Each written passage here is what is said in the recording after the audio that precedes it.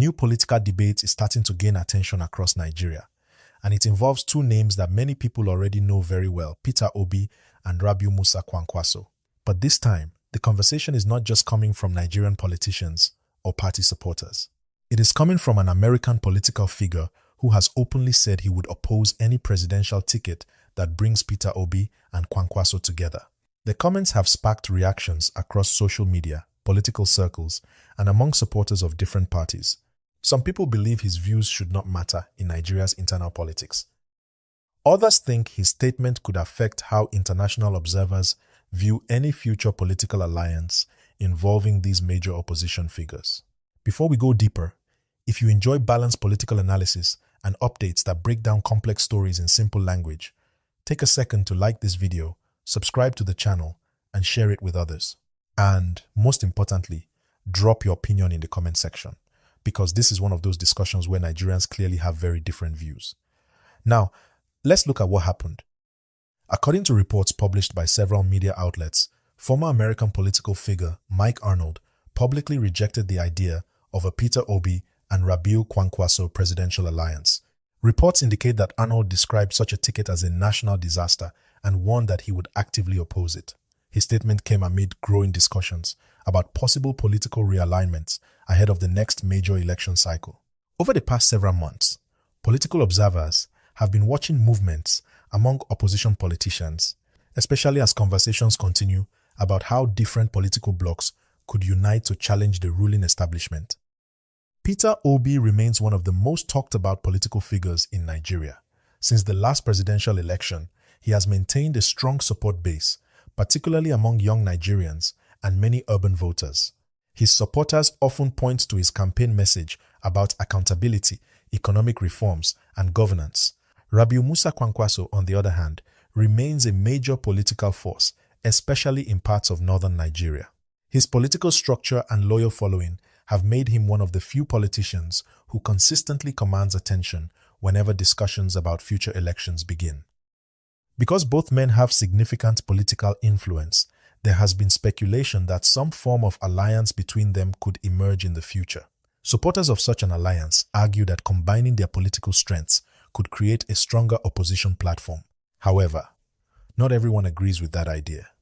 This is where Mike Arnold's comments entered the conversation. According to published reports, Arnold listed several reasons why he believes Peter Obi should not select Kwankwaso as a running mate if he hopes to gain broader international confidence, including support from influential voices in the United States. The first reason Arnold pointed to involves allegations regarding political associations and relationships around northern political structures. Arnold argued that Kwankwaso remains closely connected to certain influential networks that he personally distrusts. It is important to note that these are Arnold's claims and opinions. The allegations mentioned in his statement have generated debate, but they have not been established as proven facts by any court ruling connected to the issues he raised. His second argument focused on concerns about political consistency. Arnold criticized what he described as Kwankwaso's movement across different political parties over the years.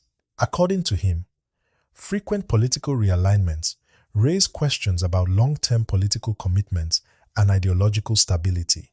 Now, whether Nigerians see that as a weakness or simply part of normal political strategy is another matter entirely. Nigerian politics has a long history of politicians moving between parties, and many voters have become accustomed to such developments. Still, Arnold argued that such a record could become a concern when trying to build international confidence around a presidential ticket. The third reason he mentioned involved allegations connected to governance controversies and investigations. Reports indicate that Arnold referenced ongoing accusations involving individuals connected to Kwankwaso's political environment. Again, these remain allegations, and it is important to separate accusations from proven facts. Political accusations are common in Nigeria, especially as election discussions become more intense. Many claims emerge during political seasons, but not all of them lead to formal findings or legal conclusions. That is why observers often advise caution when evaluating political allegations. The fourth reason Arnold gave was perhaps the most significant. He argued that Peter Obi would attract broader international goodwill if he selected a running mate who carries less political controversy and fewer public disputes. In Arnold's view, Obi should choose someone who would expand his appeal rather than create new debates. Whether people agree with him or not, that argument appears to be at the center of his entire position. The reaction to his comments has been swift. Supporters of Peter Obi have offered different responses. Some dismissed Arnold's statement entirely, arguing that Nigerians alone should decide Nigeria's political future. Others questioned why an American political figure should have any influence over decisions involving Nigerian presidential candidates. On the other hand, some political observers say the comments are worth discussing because international perception can sometimes influence diplomatic relationships, investor confidence, and foreign policy conversations. Of course, there is also another important question. Does United States backing actually determine who can win an election in Nigeria? Many Nigerians would immediately say no. Nigeria remains a sovereign nation with its own electoral process, political institutions, and voters. Ultimately, elections are decided by Nigerians. However, international relationships still matter. Foreign governments, investors, international organizations, and diplomatic partners often pay attention to major political developments inside Nigeria because of the country's economic size and strategic importance in Africa. That does not mean they choose Nigeria's leaders, but it does mean that global opinions sometimes become part of broader political discussions. What makes this story particularly interesting is the timing. As political conversations slowly begin to shape the future electoral landscape, every statement from influential figures tends to attract attention, even when those figures are outside Nigeria. For Peter Obi, the challenge remains the same as it has been for some time. How does he expand his support base beyond the groups that already strongly support him? Political analysts have repeatedly argued that any serious presidential contender must build coalitions across different regions, ethnic groups, religious communities, and political interests. That is easier said than done. Nigeria's political environment is incredibly complex. What appears attractive in one region may be unpopular in another. A political alliance that excites one group of voters could make another group uncomfortable. That balancing act is something every major presidential candidate eventually faces.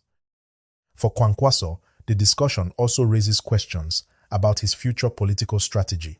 Will he continue strengthening his independent political structure? Will he seek a broader coalition? Or will he eventually become part of a larger opposition alliance?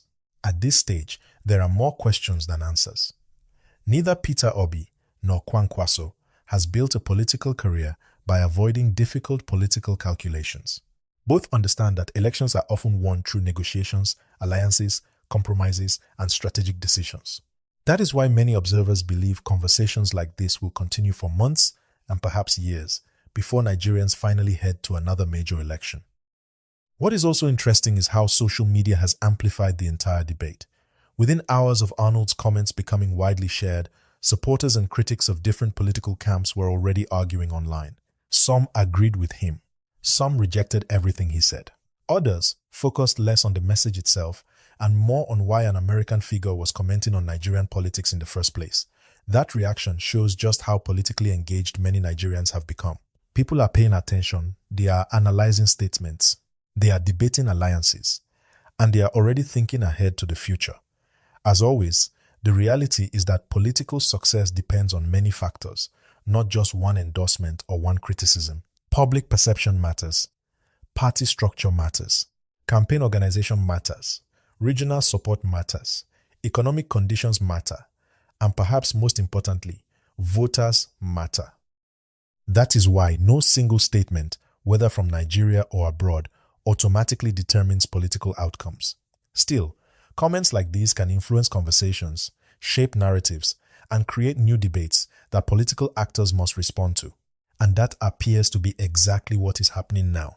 Before we wrap up, if you've made it this far, don't forget to like the video, subscribe to the channel, and share it with someone interested in Nigerian politics. I'd also really like to hear your thoughts in the comments. Do you think international opinions should matter when Nigerians are choosing their leaders? And do you think a Peter Obi and Kwankwaso alliance would strengthen the opposition or create more challenges? For now, one thing is certain. The discussions surrounding possible political alliances are only getting started, and every new statement seems to open another chapter in Nigeria's evolving political story. As more reactions emerge and more political figures speak out, we'll continue following the developments and breaking them down in a way that's easy to understand. Stay informed, stay engaged. And as always, thank you for watching.